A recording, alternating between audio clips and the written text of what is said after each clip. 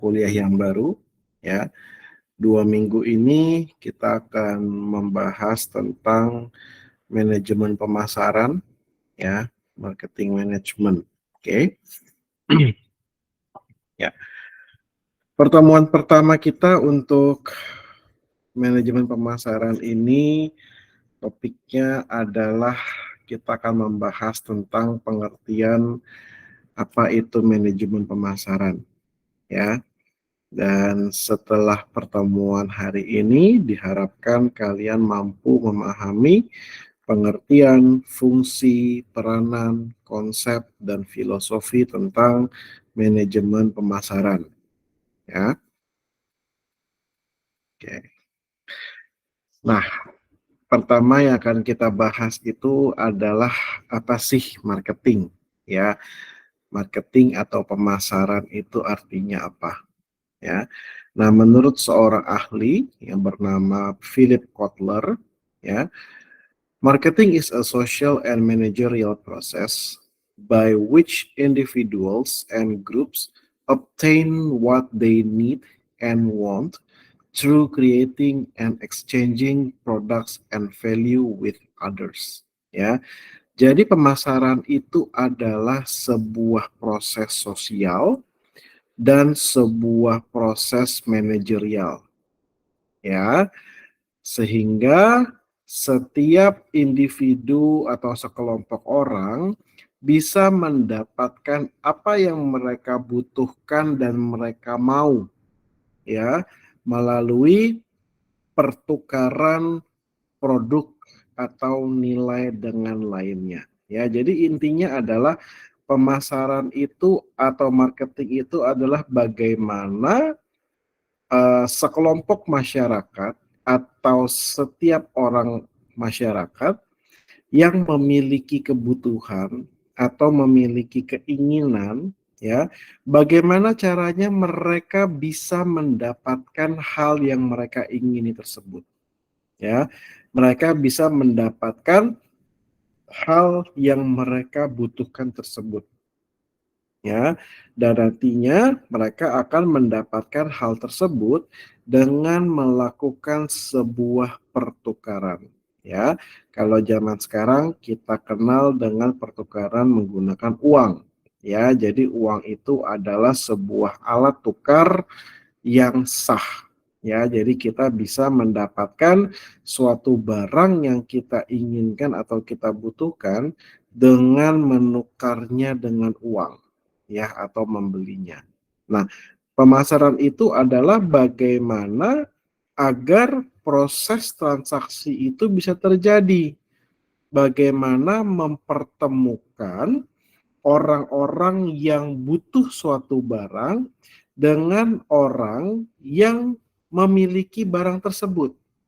Seperti itu. Jadi misalnya kalau ada satu orang yang memiliki barang A dalam jumlah yang banyak, sedangkan ada orang-orang di luar sana yang sangat membutuhkan barang A tersebut, tapi nggak ketemu nih, ya.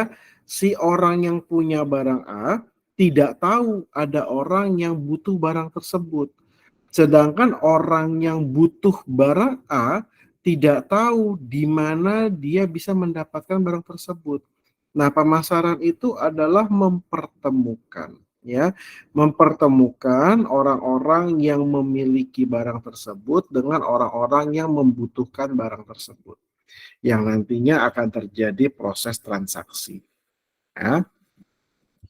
Nah, tadi kita bicara pemasaran itu adalah sebuah proses sosial dan manajerial. Maksudnya apa? Kalau kita lihat dari proses sosial, ya, manajemen pemasaran adalah proses sosial yang dengan proses itu seseorang atau sekelompok orang mendapatkan apa yang mereka butuhkan dan inginkan dengan menciptakan, menawarkan, dan secara bebas mempertukarkan produk dan jasa yang bernilai dengan pihak lain. Ya, ini pengertiannya sama dengan yang sudah kita pelajari ya. Jadi bagaimana mempertemukan orang yang memiliki suatu barang dengan orang lain yang membutuhkan barang tersebut, mereka dipertemukan dan mereka melakukan proses pertukaran. Orang yang membutuhkan dia akan mendapatkan barangnya dan dia akan membayar dengan uang sebagai gantinya. Ya. Nah, tapi kalau sebagai proses manajerial, manajemen pemasaran adalah proses perencanaan dan pelaksanaan pemikiran, penetapan harga, promosi, penyaluran gagasan, barang dan jasa untuk menciptakan pertukaran yang memenuhi sasaran-sasaran individu dan organisasi. Jadi kalau kita lihat dari proses manajerial, pemasaran sebagai proses manajerial, ya, untuk bisa mempertemukan si penjual dan si pembeli, ya, perlu ada sebuah perencanaan strategi, ya. Perlu ada perencanaan strategi bagaimana caranya agar barang kita bisa bertemu dengan orang yang membutuhkan. Nah, masalahnya adalah orang yang memiliki barang A ternyata tidak hanya satu orang. Ternyata ada beberapa orang atau bahkan banyak orang yang memiliki barang A. Nah, sedangkan yang membutuhkan barang A itu mungkin tidak banyak. Nah, bagaimana yang memiliki barang A ini berlomba-lomba agar barangnya bisa dibeli oleh orang yang membutuhkan. Bagaimana caranya agar barang dia yang bisa dibeli. Seperti itu. Nah, itulah kita membutuhkan perencanaan. Kita membutuhkan strategi bagaimana kita bisa mengalahkan kompetitor kita agar barang kita yang dibeli. Nah, ya, jadi itu adalah pemasaran sebagai proses manajerial. Oke. Nah, ruang lingkup pemasaran, ya.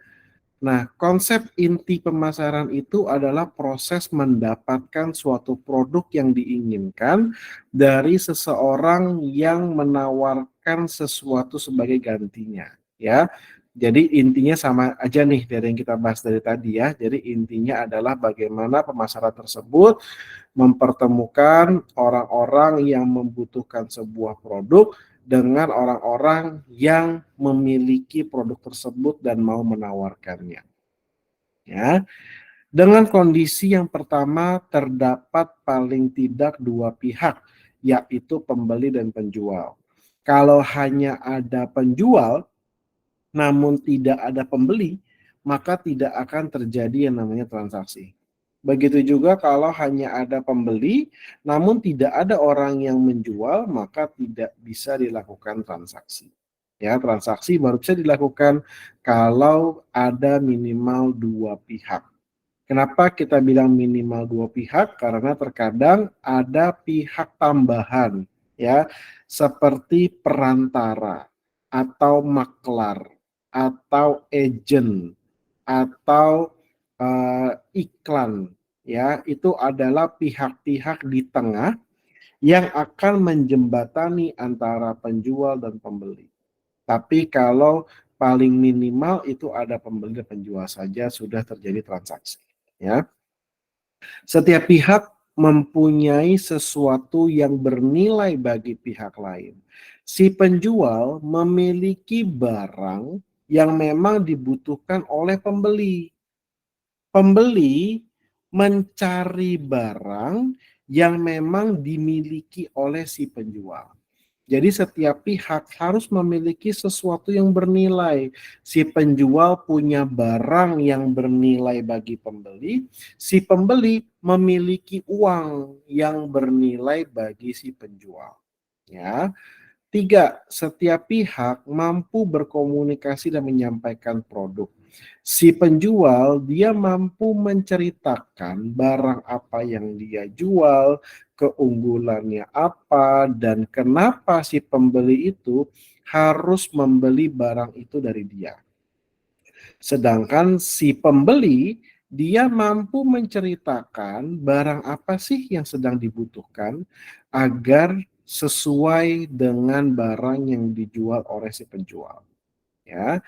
Keempat, setiap pihak bebas menerima atau menolak penawaran pihak lain. Yang namanya transaksi itu tidak bisa dipaksakan oleh satu pihak. Sebuah transaksi itu harus terjadi atas kesadaran dan kemauan dari dua belah pihak. Si penjualnya mau menjual barang tersebut dengan harga segitu, si pembeli memang mau membeli barang tersebut dengan angka yang sudah tersepakati. Seperti itu. Kelima, ada saling kepercayaan bahwa berhubungan dengan pihak lain adalah cukup tepat dan diinginkan. Sehingga adanya kepercayaan, contoh dari pembeli, dia setelah beli barang dari penjual A, dia merasa puas dan dia memiliki kepercayaan. Sehingga ke depan kalau si pembelinya butuh barang lagi, dia pasti akan beli dari penjual A. Atau kalau temannya dari pembeli dia butuh barang yang sama, pasti pembeli akan merekomendasikan penjual A. Ya, jadi adanya saling kepercayaan. Seperti itu. Transaksi adalah kesepakatan yang dicapai antara kedua belah pihak dalam melakukan pertukaran setelah melakukan proses negosiasi. Nah, tadi kan kita bicara ya bahwa kalau terjadi transaksi, kedua belah pihak itu harus bebas ya, tidak terpaksa. Sehingga pada saat mau terjadinya negosiasi, pada saat penjual bertemu dengan pembeli, itu tidak selamanya akan langsung deal. Mungkin si penjualnya mau dengan harga segitu, tapi pembelinya tidak mau. Ya, jadi belum ada kesepakatan. Belum ada kedua pihak sama-sama saling menerima. Tapi ada satu pihak yang menolak. Nah, ini akan diselesaikan dengan proses negosiasi. Si pembeli akan menyampaikan apa harapannya, lalu si penjual bisa mencoba memenuhi harapan dari pembeli. Ya, misalnya pembeli dia mau nih barang ini, tapi dia tidak mampu harga 10.000, mampunya harga 7.000. Itu harapan dari pembeli. Harapannya dia mau membeli dengan harga 7.000. Nah, bagi seorang penjual, dia sudah menetapkan harga 10.000. Tapi agar terjadinya transaksi, mungkin si penjual bisa menurunkan sedikit harganya. Setelah diturunkan sedikit, mungkin pembeli bisa menaikkan sedikit dari harapannya. Sehingga bertemu di titik tengah dan kesepakatan transaksi terjadi. Ya. Transaksi itu bisa berupa transaksi moneter. Artinya alat tukarnya adalah berupa uang. Sedangkan zaman dahulu atau mungkin sekarang masih ada ya transaksi barter. Jadi bukan dengan uang tapi dengan barang. Ya. Memang kalau sekarang orang jualan pada umumnya pasti menerimanya uang. Tapi zaman dulu orang bisa menerima dalam bentuk barang. Nah, apa saja sih barang-barang yang bisa dijual, yang bisa dipasarkan? Pertama adalah goods. Goods itu adalah barang yang secara fisik itu ada. Ya, jadi seperti pulpen, pensil, botol, meja, semua itu ada fisiknya. Ya, semua itu ada fisiknya dan itu bisa dijual belikan. Kedua adalah jasa. Ya, jasa adalah sesuatu yang tidak terlihat namun itu bisa ditransaksikan ya. Seperti misalnya kita mau membeli asuransi misalnya. Asuransi tidak ada bentuknya. Walaupun bentuknya adalah buku polis misalnya ya, tapi asuransinya sendiri itu adalah sebuah jasa. Tidak bisa dilihat ya, namun bisa ditransaksikan. seperti itu. Lalu ada event atau pertunjukan. Ya, event dan pertunjukan itu adalah sesuatu yang bersifat informatif, edukatif ya, seperti kita menjual tiket bioskop misalnya, itu termasuk pertunjukan. Ya, dia bisa dinikmati dan bisa ditransaksikan. Berikutnya adalah experience atau pengalaman. Misalnya kita berlibur ke Taman Safari misalnya. Ini pasti beberapa dari kalian di tahun baru kemarin pasti ada bepergian berlibur ke suatu tempat, ya. Nah, saat kalian berada di tempat tersebut dan kalian di sana, kalian sedang mengalami atau sedang experience di tempat tersebut. Kalau kita pergi ke gunung, kita sedang mengalami pemandangan gunungnya, indahnya pemandangan gunung, dinginnya daerah gunung, itu sedang kita alami. Dan itu bisa ditransaksikan. Terakhir adalah ideas atau gagasan, ya.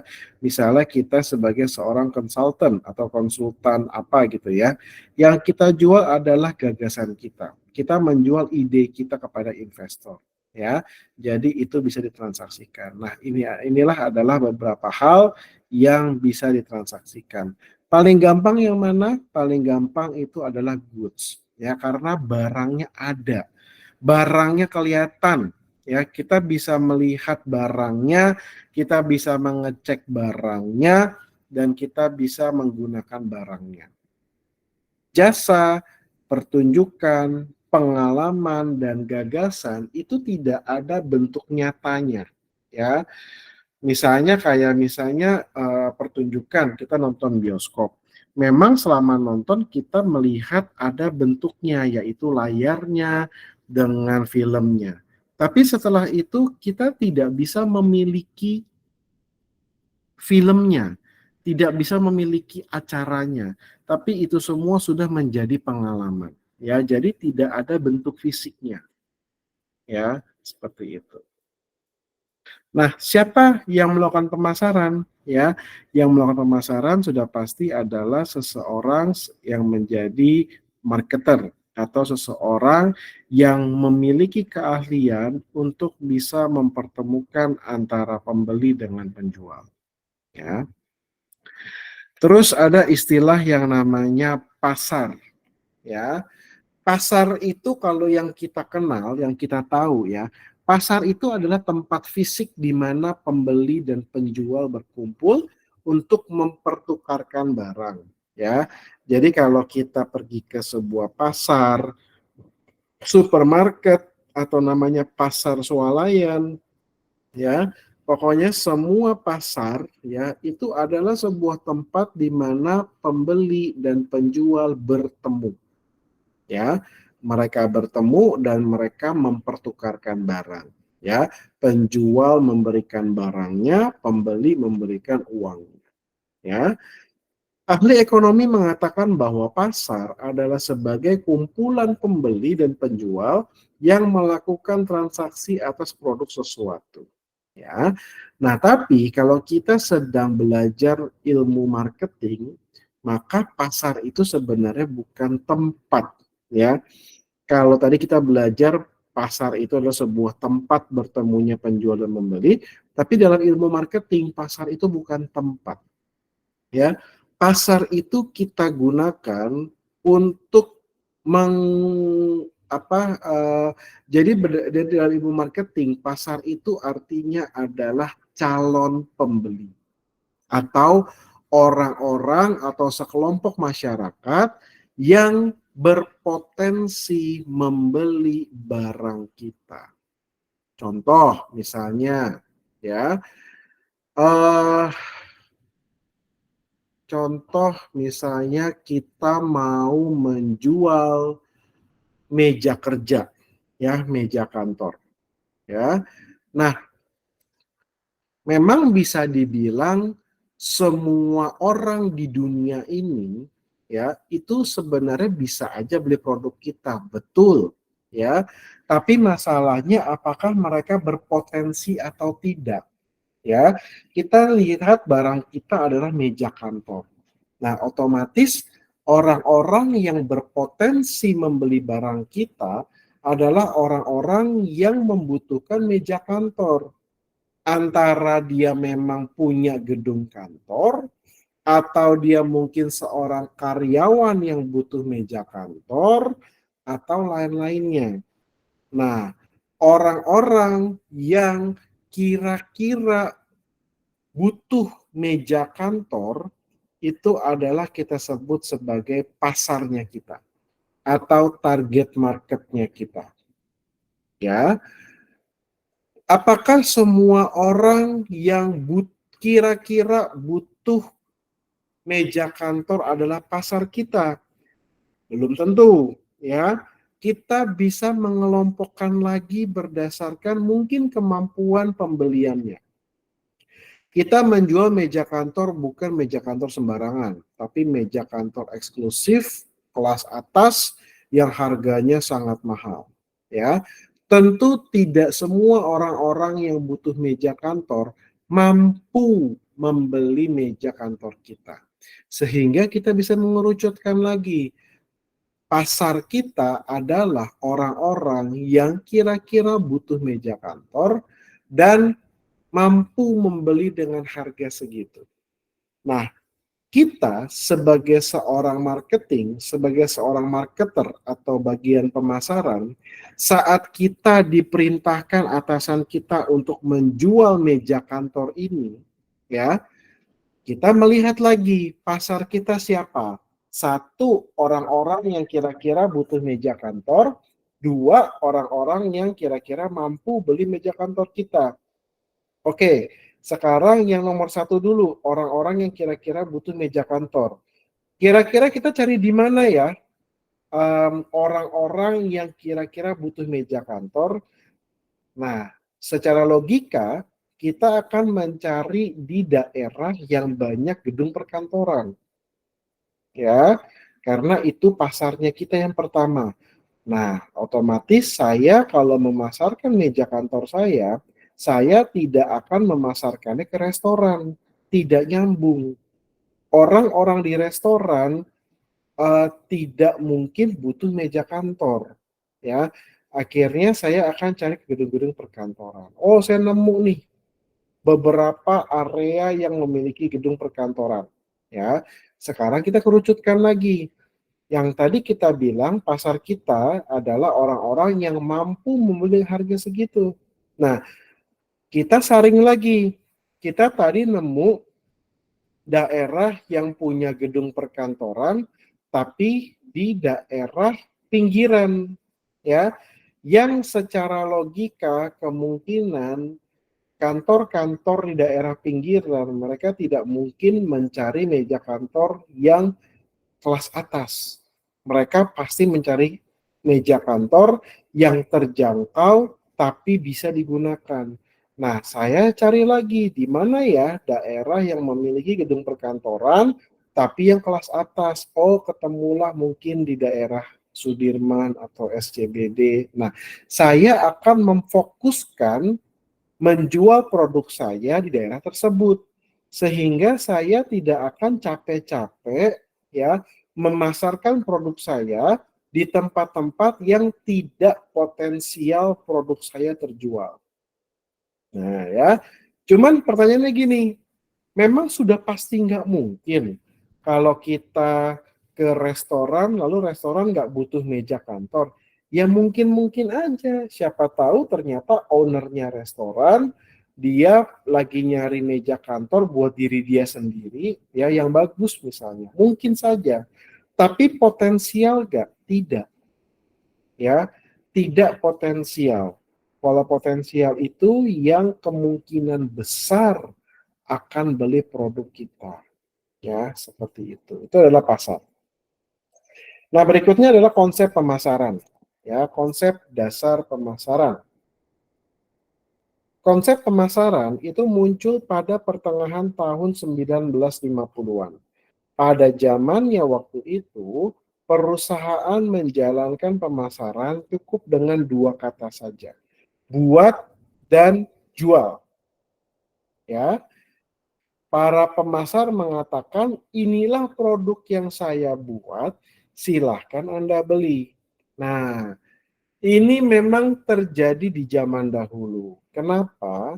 Karena pada zaman dahulu, yang memproduksi barang tersebut mungkin belum ada.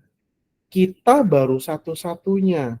Sehingga kita bisa dibilang kita ini sedang monopoli pasar. Kita ini satu-satunya orang yang bisa bikin produk tersebut. Sehingga tanpa perlu effort marketing yang terlalu besar, ya, kita akan dengan gampangnya menjual barang yang kita buat. Sudah pasti laku, ya. Kenapa sudah pasti laku? Karena belum ada kompetitor, tidak ada saingan. Sehingga orang-orang yang butuh barang kita sudah pasti belinya ke kita, nggak mungkin cari barang lain. Ya, lalu orientasi pada saat itu berpusat hanya pada produk, ya, karena mereka tahu pembeli beli barang mereka karena kualitas produknya. Sehingga yang mereka utamakan bagaimana membuat sebuah produk yang benar-benar bisa dibutuhkan oleh pelanggan. Nah, pada saat itu pelanggan atau konsumen tidak pernah ditempatkan pada posisi tertinggi. Zaman dulu nggak ada tuh istilah pelanggan adalah raja, ya. Pada zaman dahulu penjual adalah raja, ya. Kalian yang butuh barang-barangnya, ayo kalian butuh barang-barangnya, yang jual cuma saya doang, ya. Jadi terserah saya mau jualnya hari ini cuma satu, saya besok jualnya cuma tiga, terserah saya. Karena bagaimanapun kalian tetap akan belinya ke saya doang. Karena barang saya cuma saya yang bisa buat, ya, seperti itu, ya. Misalnya contoh misalnya zaman dulu, ya, misalnya apa ya contohnya ya, misalnya brand mobil kali ya. Sekarang kan mobil udah macam-macam ya, ada Toyota, Honda, Hyundai, dan lain-lainnya. Saya kurang tahu sih, mungkin pada tahun 1950-an, 1940-an, mungkin yang jual mobil hanya satu orang saja atau satu pabrik saja.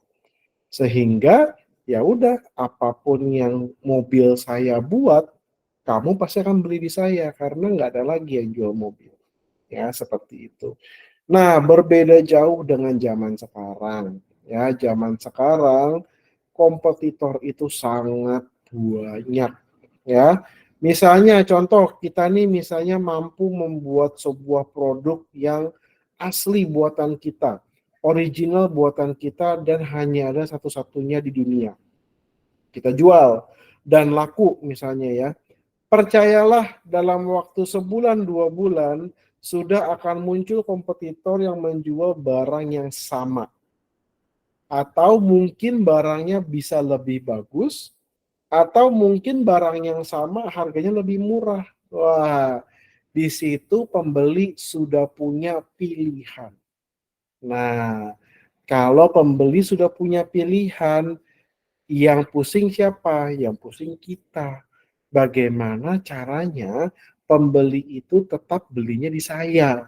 Kenapa? Jangan sampai pembeli belinya di dia, ya.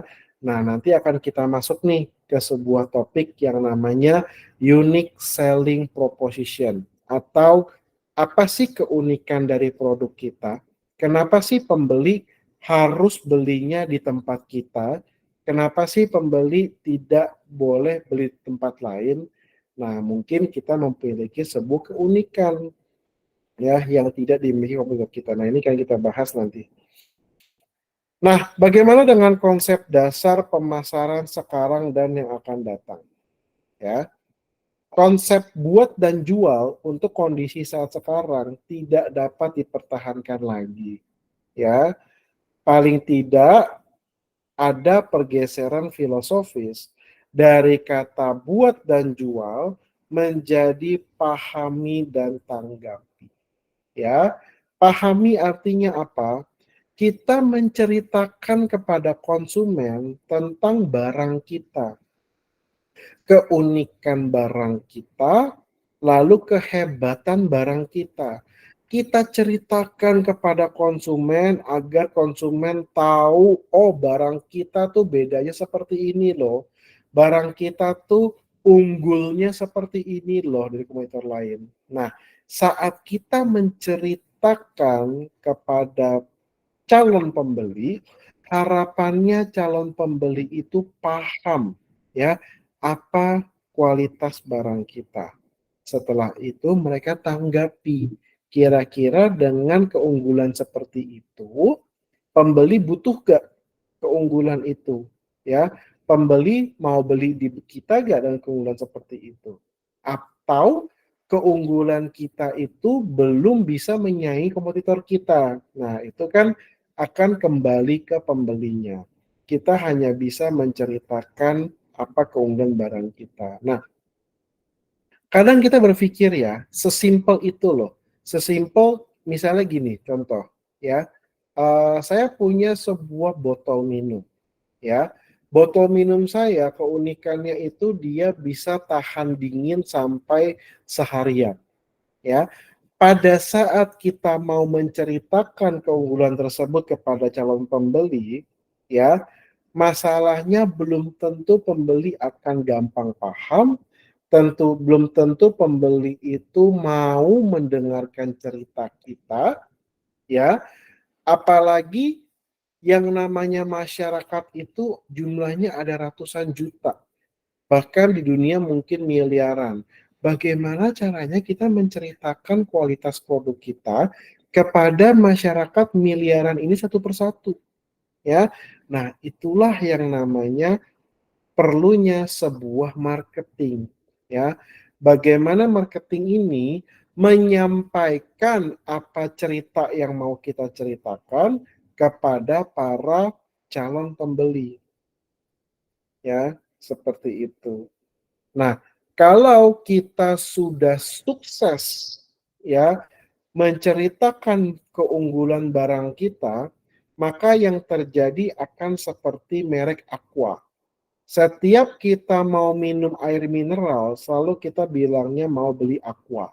Padahal mungkin waktu kita beli bukan Aqua yang kita beli, merek lain misalnya. Ya, seperti itu.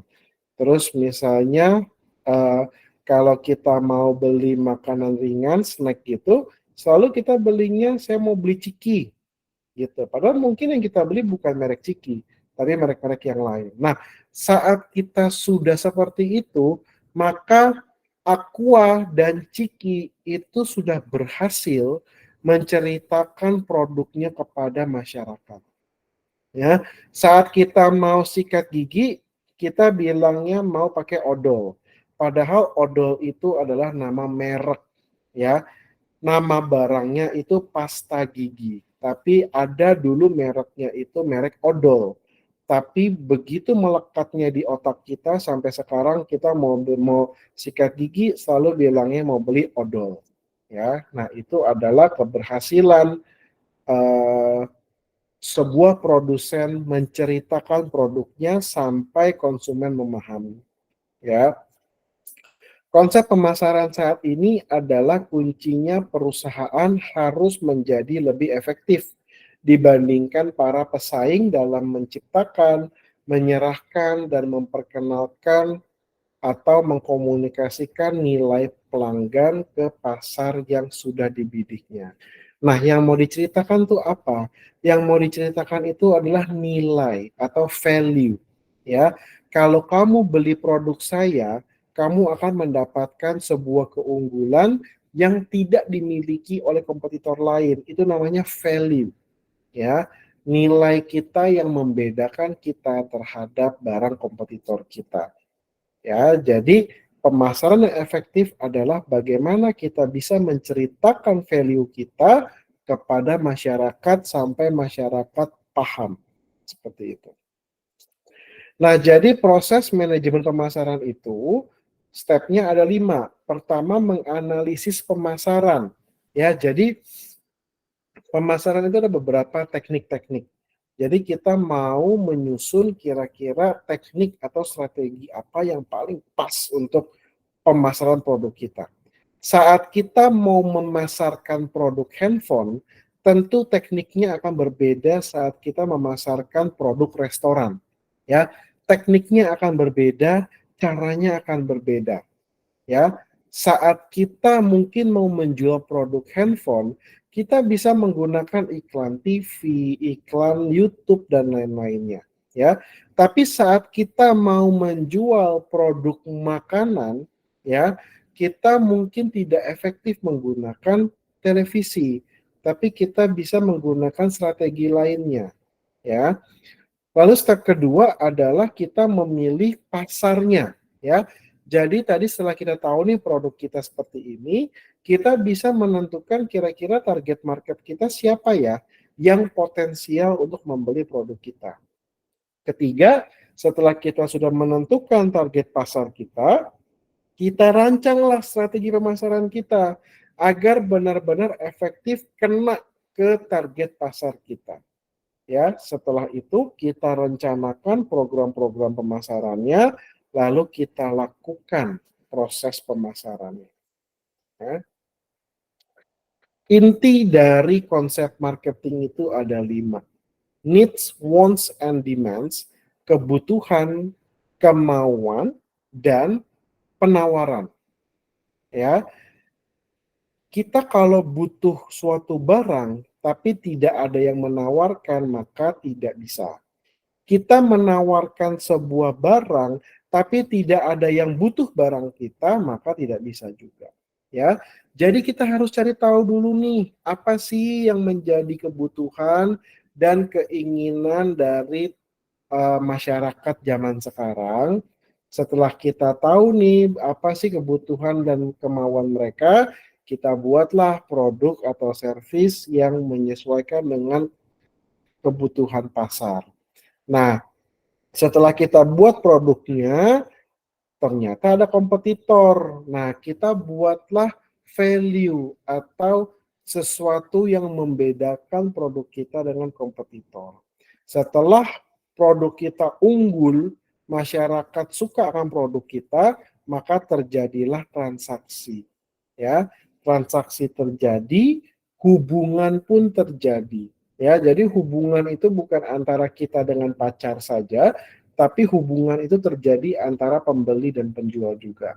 Ya, saat kita sudah trust atau percaya dengan sebuah merek, ya, maka kita biasanya akan loyal ke merek tersebut. Ya, misalnya kita kalau mau beli mie instan, oh saya sudah percaya merek Indomie. Jadi biarpun ada mie instan macam-macam di pasaran, tetap saya akan belinya Indomie. Karena itu berarti sudah terjadi hubungan antara saya dengan Indomie. Sudah terjadi trust atau kepercayaan antara kita. Ya. Nah, setelah kita sudah membentuk sebuah kepercayaan, maka kita sudah menjadi marketnya dari Indomie. Begitu juga dengan orang-orang yang sama-sama sudah percaya dengan Indomie. Ya. Nah, bentuk cycle-nya seperti ini ya. Kita akan mulai dari kebutuhan, keinginan, permintaan. Ya.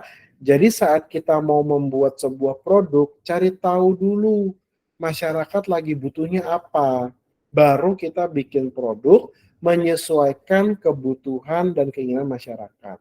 Setelah produknya sudah jadi, kita buatlah sebuah edit value atau apa sih keunggulan produk kita dibandingkan kompetitor.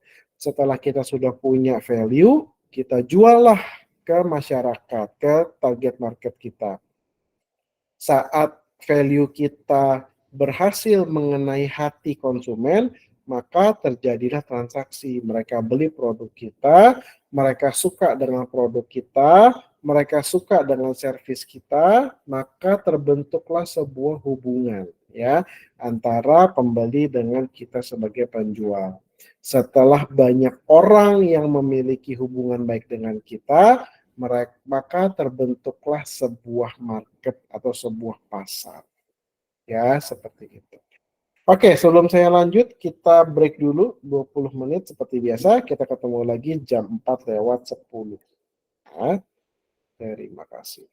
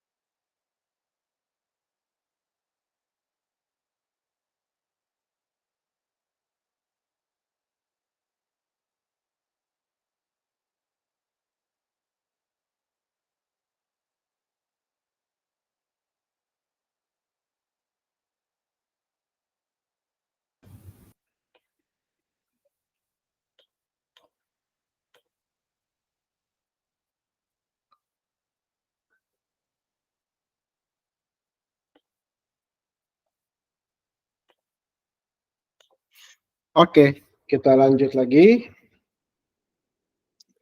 Nah, jadi ini kan kita bahas satu persatu ya, kebutuhan, keinginan, dan permintaan ya. Mmm, Manusia itu kan pasti memiliki kebutuhan ya, kebutuhan itu adalah syarat hidup dasar manusia. Kebutuhan manusia adalah makan, kebutuhan manusia adalah minum, ya itu adalah kebutuhan yang artinya manusia ini kalau tidak ada itu, wah hidupnya akan susah lah gitu, itu butuh. Ya, sedangkan keinginan itu adalah kebutuhan yang diarahkan ke objek tertentu untuk memuaskan kebutuhan. Kebutuhan kita adalah makan, ya. Nah, tapi makannya itu banyak pilihan. Mau makan ayam goreng, mau makan burger, mau makan pizza, mau makan ikan goreng, ikan bakar, itu ada pilihan, ya. Sedangkan namanya permintaan itu adalah keinginan yang didukung kemampuan untuk membayar, ya. Jadi kebutuhan manusia tadi saya bilang adalah minum, ya. Sedangkan keinginan itu adalah kebutuhan kita, tapi ada pilihan. Kita butuh minum, tapi minumnya apa? Ada minum air putih, minum es teh manis, minum Coca-Cola, itu semua adalah minum, ya. Itu semua akan bertujuan menghilangkan rasa haus kita. Tinggal pilihan kita mau minum apa. Nah, permintaan adalah kita mau minum apa, tapi secara kemampuan finansial harus mampu. Ya, kalau memang saya tidak mampu minum Coca-Cola, lagi mampunya minum air putih, ya sudah, saya akan minum air putih. Ya, yang penting kebutuhan saya terpenuhi.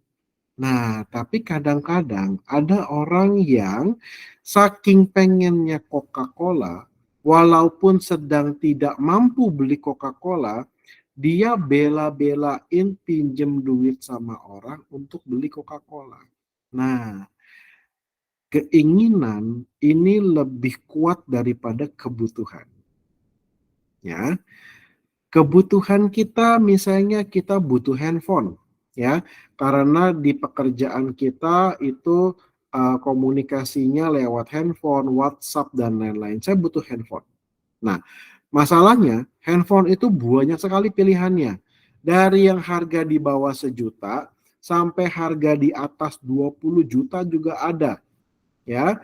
Tapi pertanyaan saya, kalau kita butuh handphone untuk pekerjaan, ya kita kan butuh handphone buat kerja, buat WhatsApp gitu ya. Kira-kira handphone harga 1 jutaan sudah bisa WhatsApp belum? Bisa, ya. Artinya kebutuhan kita akan terselesaikan dengan handphone yang hanya 1 jutaan. Nah, handphone di atas 20-an juta bisa WhatsApp juga.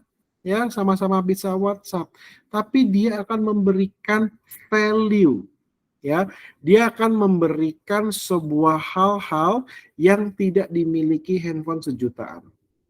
Ya. Nah, akhirnya setelah dia mau cari handphone, nah, dia juga mikir, waduh ini di kantor isinya orang-orang lumayan berduit nih. Handphonenya rata-rata mereknya gambar Apple semua nih, gitu kan. Nah, saya sebenarnya cuma butuh handphone. Artinya saya handphone 1 jutaan pun cukup. Tapi karena gengsi, ya, karena keinginan, ya, saya pengen belinya handphone yang punya gambar Apple. Ya. Nah, masalahnya kemampuan keuangan saya tidak mampu beli handphone yang gambarnya Apple. Mampunya handphone harga 1 jutaan paling mentok 2 jutaan. Ya. Tapi keinginan itu jauh lebih kuat daripada kebutuhan. Akhirnya yang terjadi apa? Orang-orang bela-belain, mungkin dia pinjam duit, mungkin dia ngutang, sampai melakukan tindakan kriminal hanya untuk membeli handphone yang dia mau. Ya, jadi kemauan itu sangat mengalahkan kebutuhan.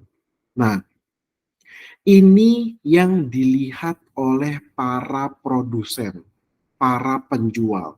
Mereka melihat ternyata keinginan masyarakat itu lebih kuat daripada kebutuhan. Jadi misalnya gini, saya ingin membuat sebuah handphone. Daripada saya buat handphone yang sejutaan, saya akan buat sedemikian rupa semahal mungkin. Yang penting saya memiliki sebuah value. Yang mana value itu orang akan bela-belain beli produk saya. Ya, jadi itu adalah kebutuhan, keinginan, dan permintaan. Nah, lalu ada nilai atau value ya. Nilai adalah kombinasi kualitas pelayanan dan produk atau kita singkat sebagai QSP, Quality Service and Product. Ya, QSP itu adalah bagaimana kita menciptakan sebuah barang yang kualitasnya lebih unggul dibandingkan dengan kualitas barang-barang sejenis. Lalu pelayanan kita juga lebih unggul dan produk kita sendiri juga lebih unggul. Itu adalah nilai ya, keunggulan yang dimiliki oleh produk kita tapi tidak dimiliki oleh produk lain. Ya. Lalu setelah kita memiliki produk yang nilainya tinggi, maka kita akan menciptakan kepuasan bagi pelanggan. Kepuasan adalah penilaian kinerja produk dibandingkan dengan ekspektasi. Jadi harapan orang beli produk kita, harapannya dia bisa kenyang. Tapi ternyata kita bisa memberikan keunggulan daripada sekedar kenyang. Kita memberikan rasa yang enak, kita memberikan harga yang murah, itu yang menjadi nilai tambah atau nilai lebih dari produk kita agar bisa melampaui ekspektasi dari pembeli.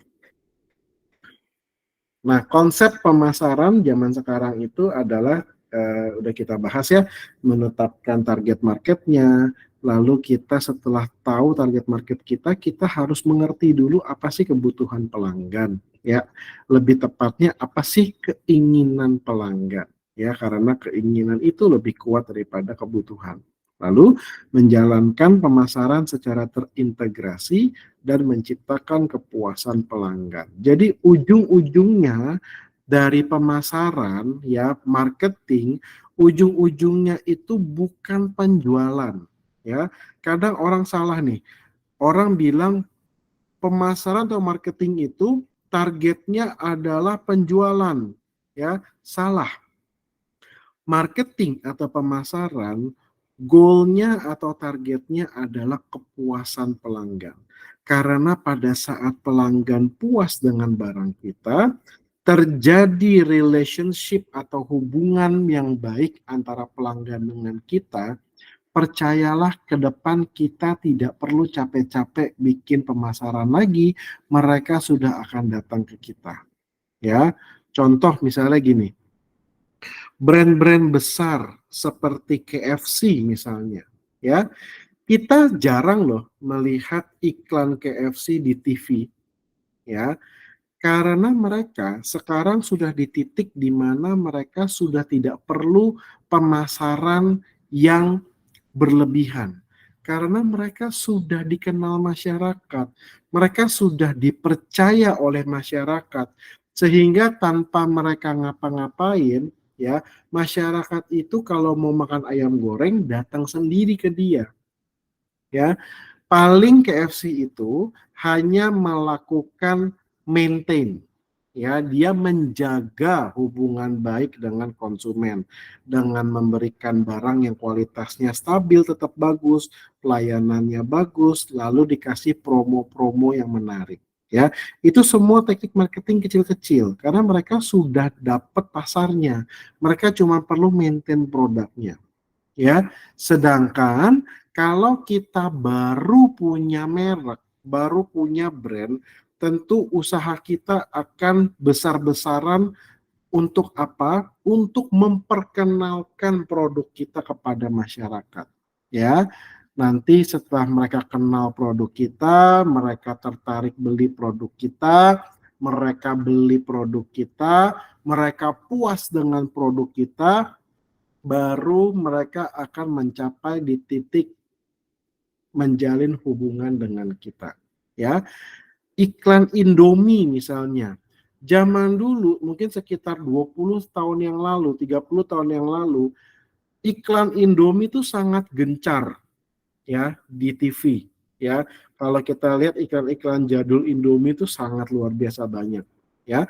Tapi makin ke sini iklan Indomie itu makin nggak ada ya. Karena Indomie sudah berhasil membentuk hubungan dengan customer. Mereka nggak perlu lagi bikin iklan-iklan Indomie ya. Iklan uh, sirup ya, yang biasanya nih kalau sebelum puasa, sebelum Lebaran banyak ya iklan-iklan sirup di TV gitu ya. Kalau kita perhatikan ya, sejak 1-2 tahun terakhir ini menjelang Lebaran, menjelang puasa, iklan sirup ada, tapi sudah nggak sebanyak dulu ya. Kalau kita ingat iklan Marjan tuh mereka sampai bikin iklan cerita gitu ya, mereka bikin iklan cerita ya, iklannya bersambung dan lain-lain. Sekarang udah hampir nggak ada karena mereka merasa produk mereka itu sudah dikenal masyarakat, masyarakat sudah tahu kualitasnya, masyarakat sudah percaya ya, seperti itu. Nah, tujuan dari pemasaran ya, tujuannya tentu adalah dua arah, agar produk bisa dikenal oleh konsumen, lalu konsumen mendekatkan diri dengan produknya, dan konsumen paham akan nilai-nilai dari barang tersebut. Ya, ini tujuan pemasaran. Tugas pemasaran yang pertama ini mengubah sikap orang-orang yang tadinya tidak menyukai sesuatu menjadi menyukainya. Ya, uh, misalnya uh, misalnya kita tidak suka dengan sebuah makanan atau sebuah produk gitu ya, tapi sebuah marketing yang berhasil kalau kita yang tadinya tidak suka dengan produk tersebut menjadi suka, itu yang luar biasa. Lalu mendorong atau merangsang kebutuhan orang-orang yang semulanya tidak berminat atau tidak tahu suatu produk atau jasa ya. Jadi kalau yang pertama tadi, dari dia tidak suka, artinya dia sudah tahu nih produk kita dan dia tidak suka, tapi dia menjadi suka. Yang kedua, orang-orang yang tadinya tidak tahu produk kita dan tadinya tidak membutuhkan produk kita, tapi kita jadi butuh. Contoh misalnya gini, kalau kita ke supermarket, ya, kita ke supermarket. Setelah kita belanja di supermarket, saat kita mau bayar di kasir, biasanya ada barang-barang yang terpajang di depan kasir, ya. Paling sering misalnya baterai, ya, atau misalnya produk-produk lain ya yang biasanya dipasangnya di kasir. Itu adalah strategi supermarket yang tadinya kita tidak butuh beli baterai, kita nggak butuh beli baterai. Tapi begitu kita sedang ngantri di kasir, kita lagi nunggu, kita ngelihat ada baterai, kita akan terpikir, udahlah, maksudnya buat jaga-jaga deh, saya beli baterai. Nah, tadinya kita nggak butuh beli baterai, kita nggak niatan ke supermarket beli baterai, tapi karena kita sedang menunggu kasir, kita melihat-lihat ada produk-produk yang menarik, tadinya kita nggak mau beli, jadi kita mau beli. Ya, itu mendorong atau menstimulasi. Ketiga, mengembangkan, ya, membuat sebuah produk atau jasa baru untuk memenuhi kebutuhan yang belum terpenuhi. Ya, jadi kita misalnya gini, ya, contoh misalnya gini. Apa ya contohnya ya, sesuatu yang um, zaman dulu deh ya, zaman dulu misalnya kita handphone baru punya SMS ya, kita punya handphone untuk SMS ya zaman dulu ya. Saat itu kita belum kepikiran ya kalau kita bisa bertukar gambar dengan handphone lain. Dulu kita hanya bisa bertukar pesan ya. Akhirnya tadinya kita nggak kepikiran kita butuh bertukar gambar. Seiring perjalanan teknologi, mulailah bermunculan HP-HP yang bisa mengirim gambar. Sampai sekarang ya, sekarang tukar menukar gambar itu menjadi sesuatu yang sangat penting dan menjadi kebutuhan buat kita. Ya, zaman dulu ya, kita kalau bepergian kita tidak mengenal namanya GPS. Ya, kita kalau pergi keluar kota, kita pasti membawa peta manual, peta kertas gitu ya, untuk melihat peta dan kita mau pergi kemana. Atau kita nanya orang gitu. Kita nggak kepikiran ya pada saat itu kalau hidup kita akan lebih mudah kalau kita punya maps.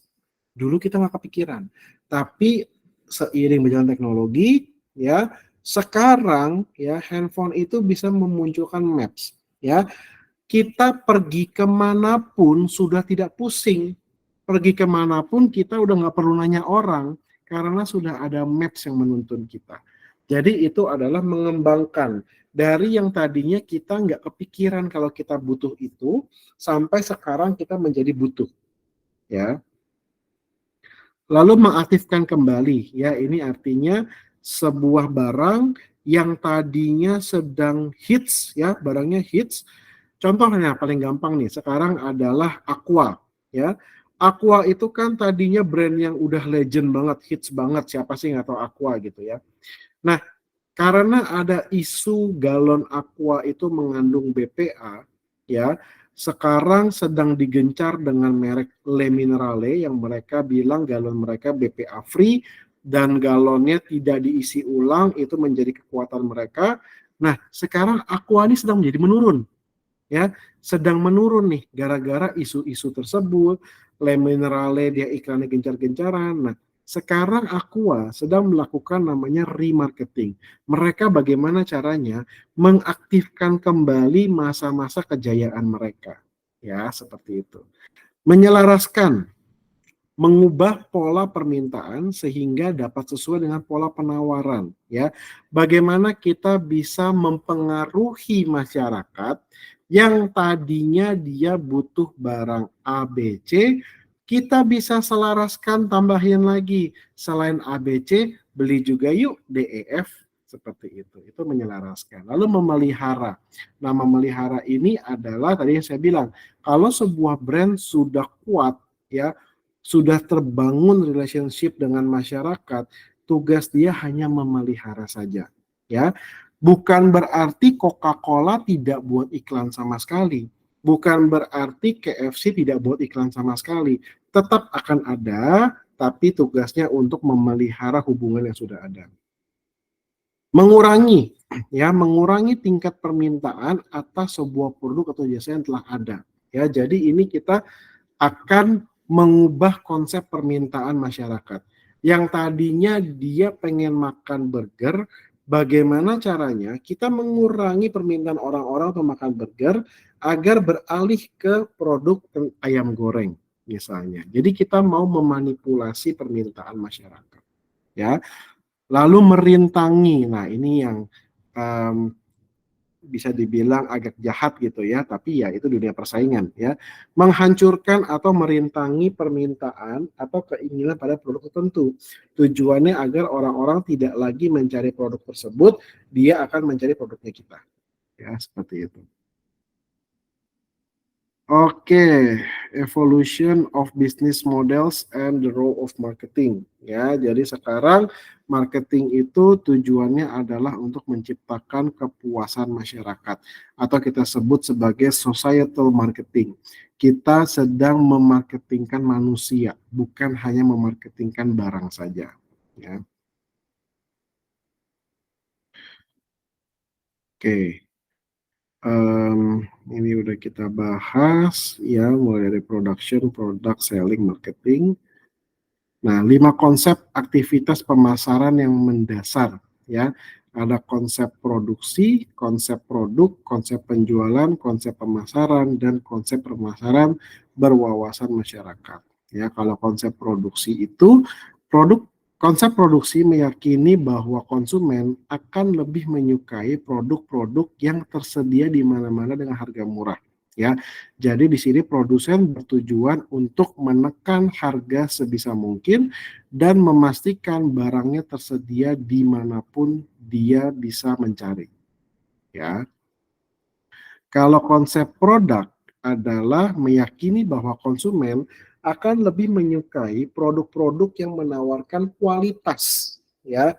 Jadi kalau konsep produk, ya, kita percaya bahwa kalau produk kita luar biasa bagus, konsumen akan berusaha mencari kita, ya. Sedangkan kalau yang tadi konsep produksi, kita yang memanjakan masyarakat. Kita menyediakan barang kita di mana-mana agar masyarakat nggak capek-capek nyari produk kita. Ya, beda sama konsep produk. Kita meyakini produk kita ini tidak ada bandingannya, sehingga orang-orang dimanapun pasti akan cari produk kita. Ya, nah kalau konsep penjualan meyakini bahwa bila konsumen dan pelaku bisnis dibiarkan saja, maka mereka tidak akan membeli dalam jumlah yang memadai produk-produk perusahaan. Perusahaanlah harus melakukan usaha penjualan dan promosi agresif, ya. Jadi kalau hanya ada penjual dan pembeli, pasti ada transaksi, betul, tapi jumlahnya nggak akan maksimal. Nah, setiap perusahaan harus memiliki departemen marketing untuk memaksimalkan transaksi-transaksi tersebut, ya, agar bisa menjual produknya lebih baik lagi. Nah, tadi konsep penjualan, ya, penjual. Jadi gini, apa bedanya sales and marketing? Ya, kadang-kadang orang itu di perusahaan suka digabung nih departemen sales and marketing, ya. Padahal sales dan marketing itu adalah dua departemen yang berbeda. Saling mendukung, iya, saling supporting, tapi dua departemen ini berbeda. Sehingga banyak perusahaan yang memiliki departemen sales, ada departemen marketing juga, berbeda, ya. Jadi marketing atau pemasaran, tadi saya bilang, tujuan utamanya apa? Tujuannya itu adalah untuk membuat relationship dengan customer. Tujuan dari marketing itu adalah bagaimana masyarakat itu bisa mengenal produk kita. Bagaimana kita bisa menceritakan produk kita kepada masyarakat sampai mereka paham, ya. Jadi tujuan yang pertama adalah kita ingin masyarakat mengenal produk kita, atau bahasa kerennya disebut brand awareness. Bagaimana brand kita bisa dikenal oleh masyarakat, ya. Caranya gimana? Tidak hanya menjual produk, ya, tapi bisa membuat iklan-iklan, membuat hal-hal lain yang tujuannya bukan penjualan, ya. Sekali lagi, tujuannya bukan penjualan. Tujuannya agar masyarakat mengenal produk kita. Nah, setelah masyarakat mengenal produk kita, barulah masuk departemen sales, ya. Mereka berupaya menjual produk kita. Sehingga departemen sales targetnya atau goalnya adalah berapa jumlah penjualannya, ya, harus mencapai target tingkat penjualannya. Jadi orang sales memang kerjanya itu menjual, ya. Sedangkan orang marketing menjalin hubungan dengan masyarakat. Setelah masyarakat beli produk kita, orang marketinglah yang menjaga kepuasan pelanggan. Orang marketinglah yang berupaya pelanggan-pelanggan yang puas ini menjadi pelanggan loyalnya kita. Seperti itu, ya. Jadi beda antara sales dengan marketing. Kalau sales dia cuma taunya jualan, targetnya, goalnya adalah angka penjualan, revenue, seperti itu, ya. Tapi kalau orang marketing, dia goalnya adalah bagaimana masyarakat sudah mengenal produk kita, bagaimana masyarakat puas dengan produk kita, bagaimana masyarakat sudah percaya dengan produk kita, ya. Itu bedanya pemasaran dan penjualan. Maka tadi di bagian konsep penjualan adalah intinya bagaimana bisa meningkatkan angka penjualan. Sedangkan kalau promosi atau kalau pemasaran, konsep pemasaran meyakini bahwa kunci untuk mencapai tujuan perusahaan lebih efektif dengan cara mengkomunikasikan kepada pasar. Ya, seperti itu. Lalu ada pemasaran berwawasan masyarakat. Ya, jadi bagaimana kita menjaga kepercayaan masyarakat terhadap produk kita.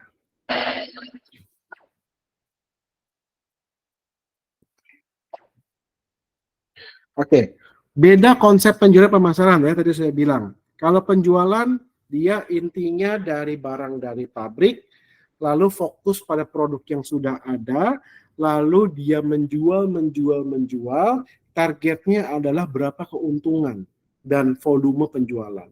Sedangkan pemasaran, itu berawal dari target marketnya siapa. Kita mencari tahu kebutuhan pelanggan seperti apa. Caranya dengan cara permasalahan terpadu dan akhirnya apa? Akhirnya adalah kepuasan pelanggan, bukan volume penjualan. Ya. Jadi kalau sales orientasinya adalah penjualan, marketing orientasinya adalah kepuasan pelanggan. Intinya itu. Ya.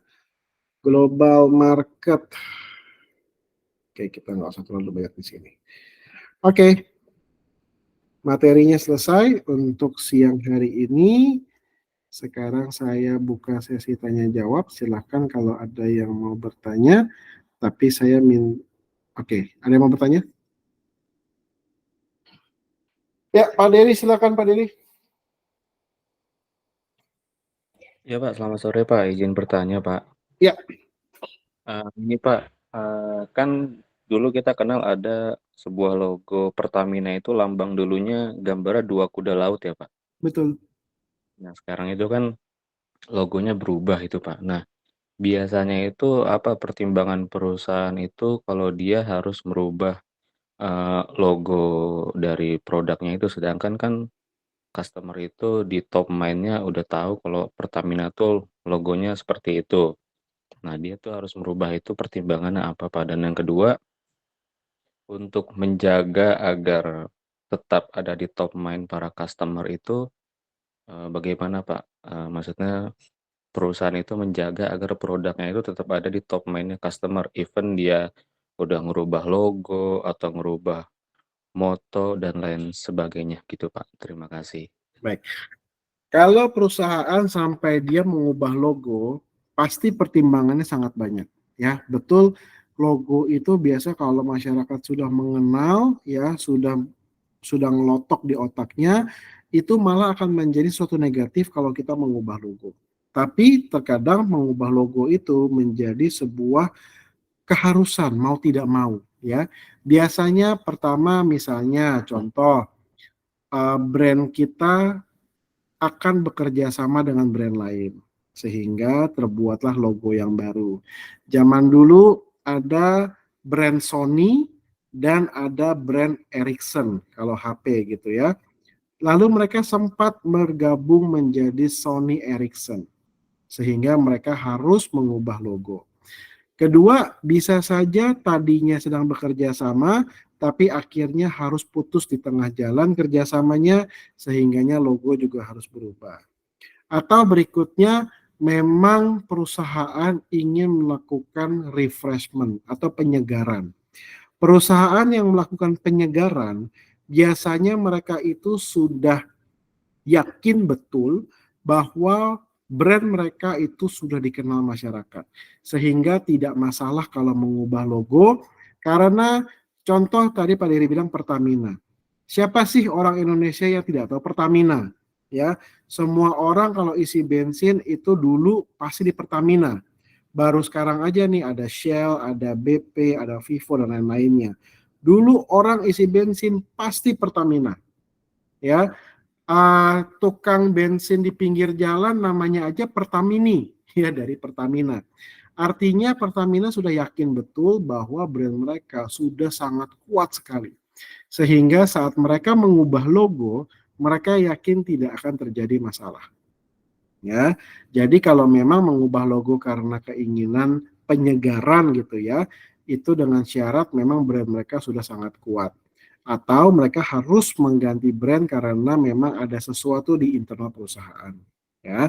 Nah, lalu bagaimana cara kita memaintain ya untuk kepercayaan pelanggan? Yang penting apapun yang terjadi, logo diganti dan lain-lain, gambar diubah, yang penting apa? Kualitas tidak berubah. Ya, kualitas tidak berubah, pelayanan tidak berubah, harga tidak berubah, atau malah menjadi lebih baik. Ya, maka dari situ kepercayaan customer terhadap sebuah brand tidak akan berubah, malah akan tetap. Ya, biasanya kalau brand yang baru, biasanya customer malah lebih seneng nih. Wah, brandnya logonya lebih keren ya sekarang ya, gitu. Jadi dia akan tetap menggunakan brand tersebut, malah lebih seneng gitu pakai brandnya karena logonya lebih keren sekarang. Gitu Pak Dery. Baik Pak, terima Ya, kasih banyak Pak. ya. Ada lagi yang mau bertanya?